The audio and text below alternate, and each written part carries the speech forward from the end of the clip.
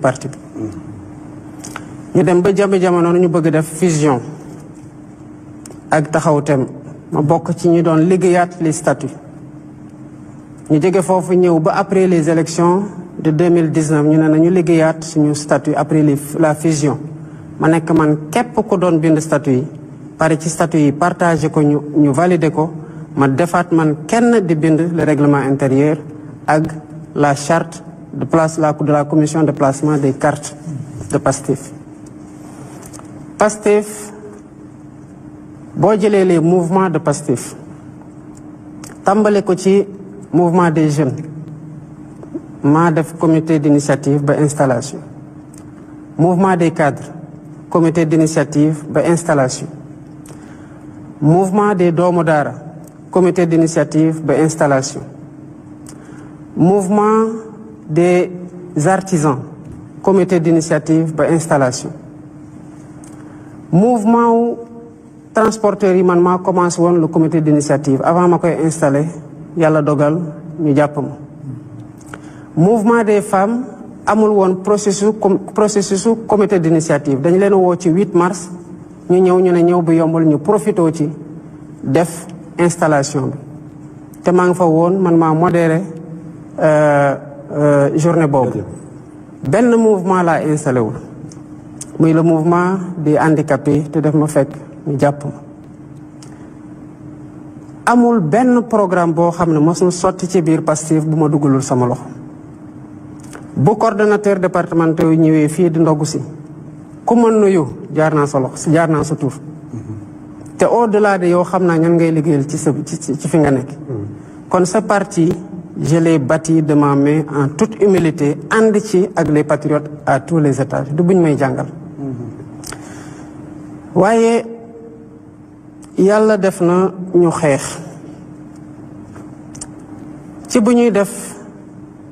l'assemblée générale de Pastef dafa ko université mottali ko ay étudiants man la yàlla dogal ñu nee ma Diomaye defal la feuille de route du comité de pilotage provisoire janvier 2014 décembre 2014 la ñu waroon dem congrès maa ko def man kese maa ko présenté man kese ñu ne parti bi dañu am déficit de notoriété parce que 2012 amoon na ay candidats yu am dara te dañuy renforcer wu fii ak 2019 te il faut que ñu dable ñu ne nañu bâtir parti bi autour d'un individu d'une personnalité ñu jox ko président Ousmane Sonko mu def ci liggéey ju mat mucc ayib am ci mérite particulier mat liñ ko doon doy il faut reconnaître à chacun son mérite Pastef nag dem nañu ba jëmi jamono parce que maa ngi fàttaliku bu ñuy def la présentation du livre Solution pour un Sénégal nouveau man mii lañ tegoon ci sama loxo l'organisation de cette cérémonie de bout en bout ma ànd ceeg ñoom El Malick ak ñeneen pour ñu motali ko dañu dem ba dem 2019 ak radiation bi di dem 2018 gars yi commencé tamit bëgg a andi personnification parce que boobu fekk ne leader bi amoon déficit de notoriété mu ngi commencé jël envergure gu mag waaye mu doon ku lucide mu waxoon ne Sénégal soxlawul Messi soxlawul tamit héros soxlawul yonant soxlawul héros lu mu soxla mooy une masse critique de citoyens qui sont conscients des enjeux tout le temps dama ko doon tooñ ne ko yow daal saa yoo defee dara rek foog ma mattali ko masse critique de citoyens bu conscient des enjeux doyul bu ñu amul le courage d'agir en tant que masse critique moo tax dama ko doon yokkal tout le temps une masse critique de citoyens conscients des enjeux mais qui ont le courage d'agir kon à son corps défendant Ousmane mosul gëm messianisme mosul gëm mbirum guide encore moins guide d'une quelconque révolution Pastef ci trajectoire bu muy jël nii bu ci waa Pastef jógul dina yàqu. lu tax nga foog ne dina yàqu. parce que bu ngeen fàttalikoo bu ñu leen waxee ne le projet. Pastef rek ngeen di xalaat. te le projet da doon ñëw en complément de le Sénégal n'a pas besoin de Messi ni de héros. mais d'une masse critique de citoyens. Parce que dañu bëggoon distinguer tout le temps le projet qui devait être dépersonnifié du leader qui l'a incarné à un moment T, quel que soit son mérite et quel que soit njàmbarte. Moo tax ñu doon réorienter tout le temps les militants vers l'essentiel. Et l'essentiel, c'est le projet. Parce que nit la. Kenn xamul ci ñun fan la sa bakkan yëpp. Te li projet bi nii buy dem ci 50 ans, ça signifie que war nañu transcender ñun ñu nekk ci génération actuelle bi dem au-delà de cette génération. Loolu mënuñu ko tabax autour d'une personnification outrancière du projet. Authenticité au Pastef mooy loolu, mooy la délibération, mooy la contradiction, mooy le choix démocratique. Man, j'ai été souvent mis en minorité, comme on m'a souvent rejoint dans mon analyse et dans mes positions. Mais ça, ñu mosaana wax ne d'accord ñu ak Diomaye majorité bi fii la basculer. Ñaar laa ko wax te mos naa ko wax ci benn émission du benn di ñaar mooy loyauté au leader, fidélité à la ligne du parti et au projet. te projet boobu moo tax ay nit sacrifié lu bari muy bakkan muy laago muy liberté ñii seen sëy tas ñii ñàkk seen liggéey ñii ñàkk seen alal loolu ça n'a pas été fait pour les beaux yeux d'un homme, ça a été fait pour la quintessence du projet qu'il fallait protéger à travers la personne qui l'a incarné. Mais on doit toujours tenir à distinguer le projet des différentes personnes qui l'ont incarné. La preuve, moi j'ai été un secrétaire général. Avant d'être secrétaire général, j'ai été coordonnateur du mouvement des cadres.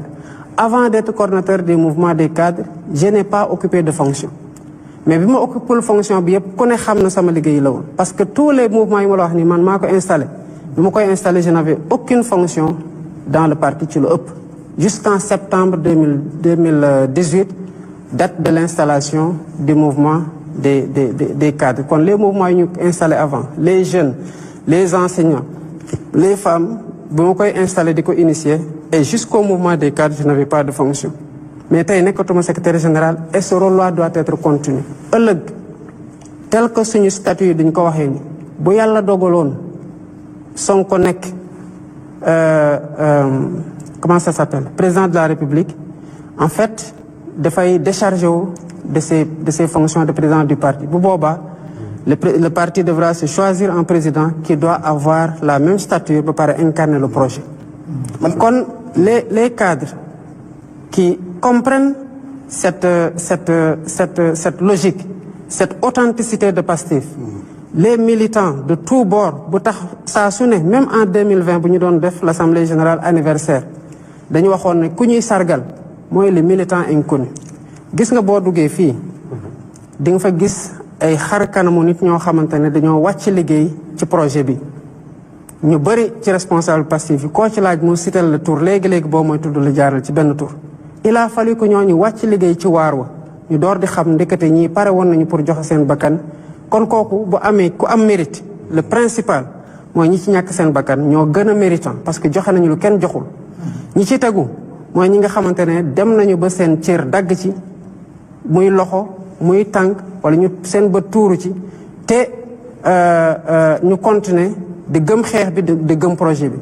Gis nga ko bokkal ci ñaari catégorie gi xamal ne yaa ngi ci gannaaw te kon am na lu la fett ci kaw mooy lan moo taxoon sénégalais yi di xeex ñëw jàppale ñu ba ñu jël pouvoir bi. C'est parce qu'ils croyaient en un idéal, c'est cet idéal-là qui doit triompher devant toutes les ambitions personnelles tant qu'elles ne sont pas alignées à ce projet. C'est loolu, c'est le défi de Pastef que les gens de Pastef doivent défendre pour que le parti garde son authenticité. Monsieur le Président, foofu laa bëggoon laaj la kon comme yaa ngi considéré wu comme membre de Pastef toujours léegi lu tax nga jàpp ci coalition Diomaye Président. Ngor wax naa ko dañu amoon gàllankoor bi mooy dañoo ñëw ba élection di waaju jot ñu gis ne que nu muy continuer nii bu continuer boo moytul dinañ gàllankoor suñu leader te liggéeyoon nañ fi loo xam ne mën nañ ci jël nguur ñu ne